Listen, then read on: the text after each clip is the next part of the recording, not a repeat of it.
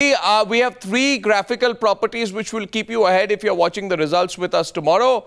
The spectrum, the cluster and the firewall. And Jay and I will very quickly in 1 minute take you through these three different properties. So behind me, for example, you have a spectrum. A spectrum is very simply, it's a linear graphical map of every seat arranged in a certain order, which gives you a sense of who's strong and who's not. So if you're looking at if tomorrow our viewers are seeing this on their screen, can you tell them what they should be reading? It's a measure of polarity. Just explain One formation, the most polar end is here. The other formation, the most polar end is there. Right. The strongest seat of the old Sena BJP alliance is here. The strongest seat of the old UP alliance. So what is this for? Just explain it in very layman terms. What this is? Okay, very simple. 2 minutes of Hindi. How will they look upon this? Yeah. BJP सेना की एक number की seat इस तरफ है. The best seat they have had in the last 3 elections. The Congress NCP, the best seat is on that side, and then they just gradually go on in declining order of the victory margin. Yeah. Simple. So okay. So again, very simply, let's get an even tighter close up of this. Yeah, that's it. So what happens is that tomorrow, if you find that this spectrum is looking more or less like the one below, which means more of saffron on this side and more on green on this side, then the result is more like the last election. However, if you find that in an area which was the NDA strong seats, there are a lot of green or blue lines, which means somebody is breaking into these particular zones. So the more different this is from the previous election, from the one below, the more different this result is. So tomorrow, for example, if if you see a lot of saffron on this side of your screen on the upper band, which means the BJP is really breaking into the Congress party strongholds. We'll explain it later as we go along tomorrow, but this is a very simple representational figure of what's happening. The second graphic, so it will, for example, yeah, please go ahead. Yeah. So for example, yeah. Karad South, this is just very, it's an illustration. Karad South actually comes under the UPA strong over there. Now, if the Chief Minister is not doing well trailing, immediately you will see a white or a saffron there. A white or a saffron on that side is a danger mark. A green on this side is a danger mark. Right. So each particular seat is one bar out here. So typically, if Karad South is to be retained by the Congress party, then it should continue to be green. However, if you see a line here, a white strip come in, it means somebody is broken into the Congress party area, and we will then point out whether that person is breaking in a key constituency like Karad South. As the election process, election unfolds tomorrow, our viewers will, by seeing the spectrum and the number of times we go to this graphic, get a sense of how quickly the political picture is changing, at least in the 50-60 top constituencies of Maharashtra. So basically, Jay and I will analyze the result for you as we are progressing tomorrow, quicker than on any other channel by far. And the next, very quickly, the next property is called the firewall. Firewall is very simple, ladies and gentlemen. Before he explains it to us and what this is about Rohtak, what is a firewall constitute? Firewall is a place where nobody has been able to breach one particular political party's stronghold for the last 3 elections. By some margin, which means it's a firewall. If the Congress party has won one particular seat 3 times, for example, like the seat of Rohtak, it's a Congress party firewall. When a BJP or a INLD or any other candidate goes into this particular constituency, that means he's broken a huge firewall, and that means that there is a huge swing that is therefore happening against the Congress. There has to be a swing for anybody to break anybody else's firewall. 5 or 6 firewalls of the Congress party broken in Haryana tomorrow, for example, will tell you the story that the Congress party is in serious trouble.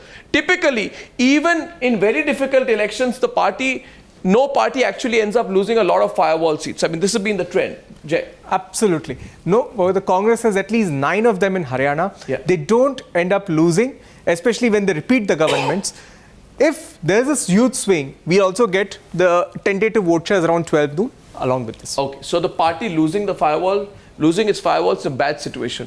The third, which is because it's important to read election also from the point of view of what the people are telling in different regions.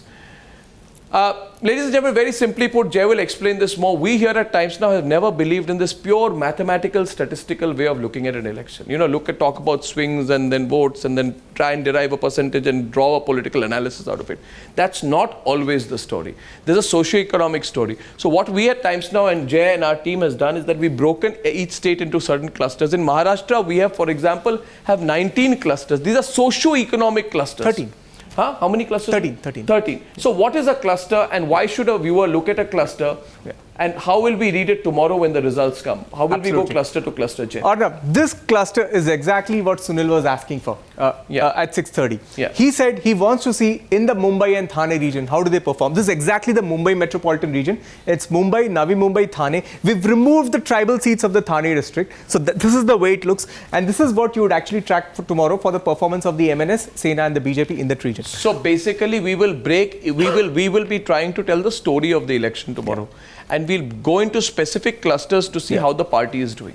We also done something very interesting. Not just demographically, not just geographically, but also in terms of clusters. Absolutely. And we're actually going to use clusters to decode party strategy. For example, the BJP has chosen 45 defectors from other parties in Maharashtra. We've identified each of those 45 seats and made a cluster. Yeah. So actually, as the results come, we'll know how the defectors are performing. So we have the cluster, the firewall, as well as the spectrum. And we believe together with all this and the breaking news and our strong reporter presence on the ground, we will put you way ahead, miles ahead of any channel that would try to even come close to our analysis. And we have changed the way election analysis is done, and we'll take that one step forward tomorrow with your support. Anand has some breaking news now. Anand. Well, thanks for that, Arnab. The news that we have is the BJP's internal survey, the assessment they have made of how they would win Maharashtra. The assessment points to about 141 seats for the BJP only, not BJP plus, for the BJP. Konkan, they believe they will get 4 out of 15. Mumbai, Thane, 20 out of 60. So the cluster you saw was 56. It is 60, including the tribal belts. Vidarbha, 45 out of 62. This is the breakup of the BJP's internal survey. You see the color coding happening in terms of the regions. Western Maharashtra, this entire zone, 25 out of 45 seats. Marathwada, this strong belt, 20 of 47, and North Maharashtra, right up here, 27 of 46. That's how they believe they will be able to get 141 on their own. So clearly they are in the driver's seat. BJP plus way above the 150 mark. So BJP plus 151 looks very realistic, according to their survey. Well, thanks. That's very interesting out here. Well, let's see how things pan out. Thanks very much for that. Now, okay, Mr. Rudy will be joining us in a minute, but my question to my panelists is this. Rajiv Rudy is through with us. Rajiv Rudy, good evening. Arnab here. Do you think tomorrow the Congress party can say that, by the way, there was only limited participation of Rahul Gandhi and Sonia Gandhi, and therefore you can't blame the senior leadership for any defeat that happens tomorrow? Do you think we will have the time to ask these questions? You will have to do this job. No, but do you think people will ask these questions? And let the people ask that questions. They are inconsequential, and I don't want to give. I have a very precious time now, so please let's talk on something better. Because whether they went or they did, they have become insignificant anyway. Who is inconsequential? So whether it is the leadership or they, I'm not going to discuss them. That if they had gone, wonders would have happened. In any situation, whatever they would have done, they would have lost the election. So, and what about the Shiv Sena? Your relationship with them continues after tomorrow, or is it completely over? Why do you ask this question? It's a relevant question. Your Shiv Sena man is still in the cabinet. It's the most relevant question. Are you going to try and dismiss that question also now? No, I will. What I would say is that I really do not know what would be our relationship with them. I really do not know. And as of now, it's very difficult to say. So it was a mock fight for the Maharashtra elections that you staged. Pardon? It was a mock fight that you staged for the Maharashtra election. Life goes on as before. This is what you are saying. What is a mock fight in a parliament election when you are contesting all 288 seats? Is it a mock drill on a television show, my friend? That you are saying it's a mock fight? Haven't you seen how the campaign went on? Haven't you seen how Shiv Sena was so vitriolic on us? Till the day of voting, and on the day before the results, you can't even say that your relationship is over. I mean, could you have said this 4 days back? Who am I?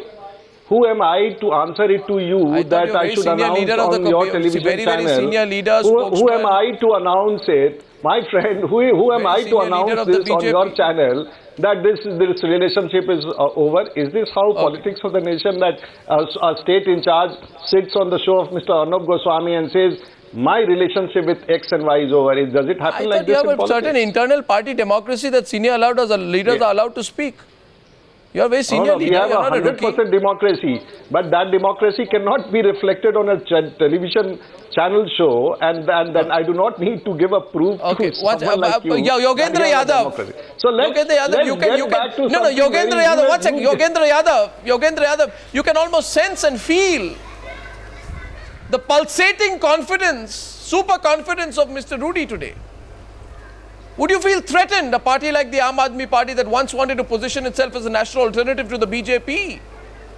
The BJP certainly feels today that no party comes close anywhere to being anywhere of a threat to it, leave alone at a national level. And now they have the Modi factor with which they hope to make inroads into states like Tamil Nadu, Jammu and Kashmir perhaps even, Bengal perhaps, Assam. Do you feel threatened? What would you say to Mr. Rudy, whose confidence I'm sure you see oozing out of the TV screen today, Mr. Yadav?